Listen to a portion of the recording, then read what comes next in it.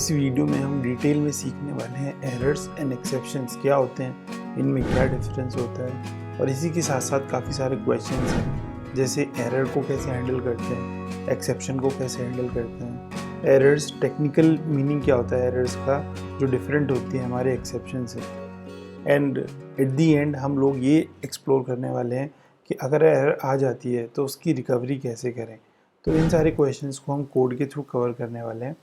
हाय, मेरा नाम आकाश चौहान है और मैं एक असिस्टेंट प्रोफेसर हूँ और इससे पहले मैं काफ़ी सारी एमएनसीज़ में एज ए सॉफ्टवेयर इंजीनियर काम कर चुका हूँ और मैं पिछले 10 सालों से जावा अपने प्रोफेशन में यूज़ कर रहा हूँ and I try to explain coding concepts in most easiest possible ways. चलिए इस कॉन्सेप्ट को भी ईजी तरीके से समझते हैं। तो अगर हमें अपने कोड में स्टैक ओवरफ्लो जो एरर है उसको जनरेट करना है तो उसके लिए मैं एक रिकर्जन का कोड लिखता हूँ और उस रिकर्जन के कोड से हम बेस कंडीशन रिमूव कर देंगे तो हमारा डेफिनेटली स्टैक ओवरफ्लो एरर आ जाती है।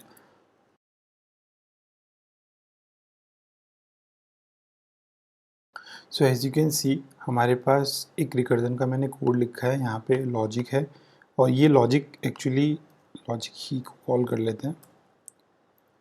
ये लॉजिक को ही कॉल कर रहा है विद इंक्रीजिंग वैल्यूज़ ऑफ जे।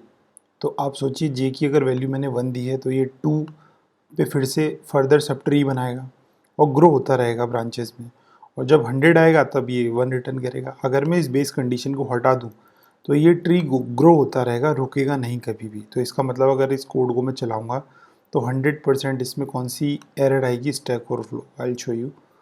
तो मैंने इस बेस कंडीशन अगर हमने हटा दी, so as you can see यहाँ पे देखिए स्टैक ओवरफ्लो एरर आ रही है। तो हमें पता है कि सारी जो एक्सेप्शंस हैं उनको ट्राई कैच में लिखने से हमारी हैंडलिंग हो जाती है। तो एक काम कर लेते हैं, इसको भी ट्राई कैच में लिख के देख लेते हैं कि भाई यहाँ पे भी हम हैंडलिंग कर पा रहे हैं क्या, ये जो कोड आ रहा है इसकी रिकवरी कर पाते हैं क्या। तो हम यहाँ पे एक्सेप्शन के अंदर इसको लिख लेते हैं, let's say E sis out में हम E dot gate message print करा देते हैं और फिर से कोड को चलाते हैं। अब कुछ ऐसा होना चाहिए कि हमारा टेक्निकली ये एरर नहीं आनी चाहिए, बट अभी भी हमारी देखोगे आप तो स्टैक ओवरफ्लो एरर आ रही है। ऊपर जाके अगर आप देखेंगे तो हमारी स्टैक ओवरफ्लो अभी भी आ रही है।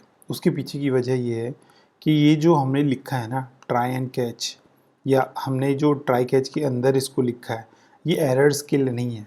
We shouldn't use try catch to catch errors, क्योंकि एरर्स जो होती हैं वो कैच नहीं होती हैं। और ये जो ट्राई कैच हमने लिखा है ये केवल एक्सेप्शन को हैंडल करने के लिए होता है। अब इसके मायने क्या हैं, अब आप देखो, अगर मैं इस वाले कोड को कमेंट कर देता हूँ और इसी की जगह अगर मैंने ये कोड लिखा होता try int C equal to 100 divide by 0 and then catch, और यहाँ से एक्सेप्शन से कैच करा लेते हैं इसको, और यही वाला मैसेज जो है इसको प्रिंट करा देते हैं और एक अपने पास से भी प्रिंट करा देते हैं, जिससे कि एटलीस्ट हमें पता रहे कि हमारा जो एक्सेप्शन है वो हैंडल हो रहा है। लेट्स से इसको हेलो बोल देते हैं, इस कोड को चलाते हैं और देखिए हमारा ये वाली लाइन प्रिंट हो रही है, मतलब ये वाली लाइन ब्रेक हो रही है डिवाइड बाय 0, और डेफिनेटली ये गलत स्टेटमेंट है, इसलिए मैंने इसको ट्राई में लिखा है। ये कैच के अंदर जा रहा है, कैच पहले इस system dot out dot println को रन कर रहा है और फिर हेलो प्रिंट कर रहा है। लेकिन ये वाला जो ट्राई कैच है ये इस वाली एरर, इस वाले एक्सेप्शन को तो हैंडल कर पा रहा है, लेकिन ये इसको नहीं कर पाता। ये जो हमने ऊपर लिखा है उसके पीछे की वजह ये है कि ये जो कोड है ना ये टेक्निकली एक्सेप्शन जनरेट नहीं कर रहा है, ये एरर जनरेट कर रहा है।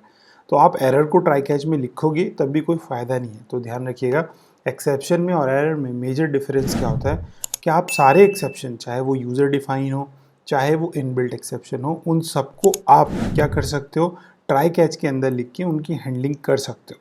लेकिन ऐसा सेम आप एरर के साथ नहीं कर सकते। अगर आप एरर को ट्राई कैच करोगे तो उसका कोई फ़ायदा नहीं है, वो यूज़लेस है, क्योंकि जो एरर्स हैं वो कैच होने के लिए बनी नहीं है, उनकी रिकवरी हो जाती है। तो एक मेजर डिफरेंस हमें समझ आया, ठीक है। और क्या क्या डिफरेंसेस होते हैं हमारे एक्सेप्शंस में और एरर में, हम देख सकते हैं। Exception can occur during compile time और रन टाइम बोथ, इसीलिए जो एक्सेप्शन की हायरार्की है वो 2 पार्ट में डिवाइडेड है, चेक्ड एक्सेप्शन और अनचेक्ड। चेक्ड एक्सेप्शन वो होते हैं जो कंपाइल टाइम एक्सेप्शन होते हैं, और अनचेक्ड वो होते हैं जो रन टाइम एक्सेप्शन होते हैं। इसीलिए यहाँ पे लिखा है exception can occur during compile time and run time, but जो एरर्स होती हैं वो जनरली रन टाइम पे ही अकर होती है। और एक्सेप्शंस जो होते हैं वो एक्सेप्शन जो क्लास होती है उसको एक्सटेंड करके बने होते हैं। मैं इसको हायरार्की के थ्रू भी समझाऊंगा, सो जस्ट होल्ड ऑन। चाहे वो इनबिल्ट एक्सेप्शन हो चाहे यूज़र डिफाइंड एक्सेप्शन हो, वो सारे एक्सेप्शन क्लास को ही एक्सटेंड करके बने होते हैं। बट जो एरर होती हैं उस, अगर हम किसी एक स्टैक ओवरफ्लो एरर का कोड देखेंगे, मैं आपको दिखाऊंगा, तो उसमें कहीं भी एक्सेप्शन जो क्लास है उसकी हायरार्की में, इनहेरिटेंस हायरार्की में वो नहीं आती है। तो जो हमारी देखिए, while errors need not to extend exception class, instead they do extend error class. तो एक्सेप्शन क्लास को एक्सटेंड नहीं करते, वो एरर क्लास को एक्सटेंड करके बने होते हैं। इवेंचुअली उनकी हायरार्की में कहीं ना कहीं एरर आ रही होती है। एक्सेप्शंस आर रिकवरेबल, और कैसे, या तो हम उसको डिक्लेयर कर सकते हैं थ्रोस कीवर्ड के थ्रू, या ट्राई कैच में लिख सकते हैं। बट जो हमारी एरर्स होती हैं वो इररिकवरेबल होती हैं ड्यूरिंग रन टाइम। बट ऐसा नहीं है उनकी रिकवरी नहीं हो सकती। Let's say stack overflow error आ गई हमारी, तो उस टाइम पे हम, हमारा जो स्टैक है वो छोटा है, उसको हम सही नहीं कर सकते। बट क्या बाद में हम उसको रिकवर नहीं कर सकते? कर सकते हैं। तो आप ध्यान रखिएगा, error during run time handle नहीं होती है, बट डेफिनेटली उनकी रिकवरी बाद में पॉसिबल होती है। So error shouldn't be caught, इसका मतलब क्या होता है कि don't try to use try और catch to catch the errors. तो हम एरर्स को ट्राई कैच से नहीं कैच कर सकते। तो ये बिल्कुल बेसिक फंडा आप याद रखिएगा। इसको हम इस हायरार्की के थ्रू भी देख सकते हैं। देखिए, हमारी जो एरर क्लासेस होती हैं, चाहे वो स्टैक ओवरफ्लो हो या असर्शन एरर हो, और एक्सेप्शन जो होते हैं हमारे चेक्ड और अनचेक्ड, ये दोनों अलग अलग हैं। ऑल्दो दोनों थ्रोएबल क्लास को एक्सटेंड करती हैं, बट अगर मैं स्टैक ओवरफ्लो का कोड देखूंगा, अभी दिखाता हूँ मैं आपको, अगर मैं स्टैक ओवरफ्लो का कोड देखूंगा तो उसमें एरर क्लास मिल जाएगी आपको, एक्सेप्शन नहीं मिलेगी। क्यों? क्योंकि ये दूसरा ट्री है। तो आप ध्यान रखिएगा, जितनी भी एरर्स कैच हो सकती हैं, चाहे वो चेक्ड या अनचेक्ड, चाहे वो कंपाइल टाइम या रन टाइम, वो सारी एक्सेप्शन क्लास को ही एक्सटेंड करेंगी तो ही हो पाएगा ट्राई कैच में।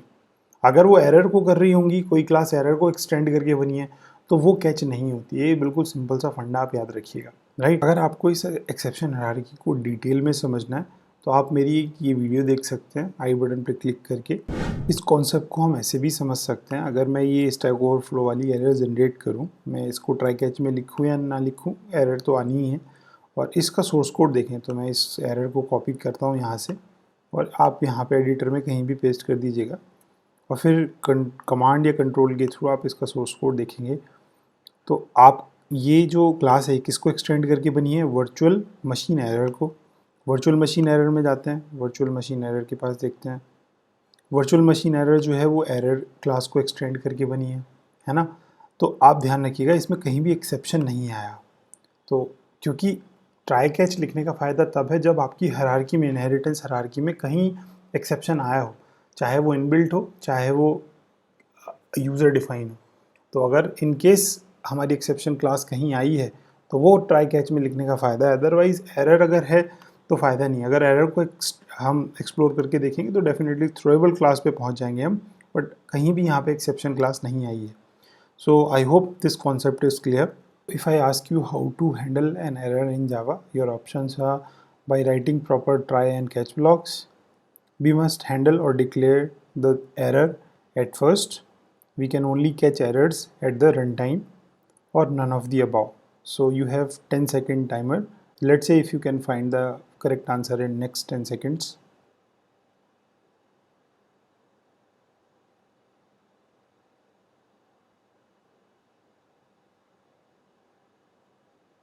You can write your answer in the comment box like this, and I will show you the correct answer at the end of the video as well.